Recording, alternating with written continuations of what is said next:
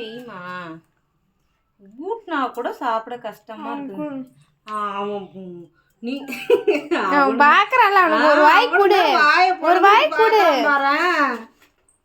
இந்த குடு. அட கொள்ளு தோசைடா. அவங்க வந்துட்டு வெயிட் இழைக்க போறாங்க. பிஸ்கெட் பச்சையா கொடுத்தா சாப்பிட மாட்டாங்க. பச்சையா குடுக்குறாங்க. ஐ மீன் வேற பிஸ்கெட் கொடுத்தா சாப்பிட மாட்டாங்க. டீல தொட்டு குடுக்கணும். சாப்பிடுறான். டீல தொட்டு சாப்பிட்டு நீ இப்ப பாரு ஊடுறது கேக்குறான் பாரு. டீயை தொட்டு சாப்பிட்டு அந்த எட்ஜில் லைட்டா டீ இருக்கும் பாத்தியம்மா. ஆமா அந்த டீ வாசத்துக்கு மொத்த பிஸ்கெட்டையும் கவிர்ச்சி என் கையில இருந்து. அழகு பிள்ளை.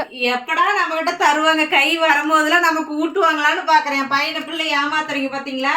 அப்ப கூட அவனுக்கு பாருங்க ரக்ஷு வந்துட்டு மூஞ்சிக்கு பவுடரே அடிக்க மாட்டாங்க, ஆனா பொட்டு வச்சுக்கோங்க. இப்ப வைப்பாங்க பாருங்க எவ்வளவு பெரிய குங்குமன்ட்டு.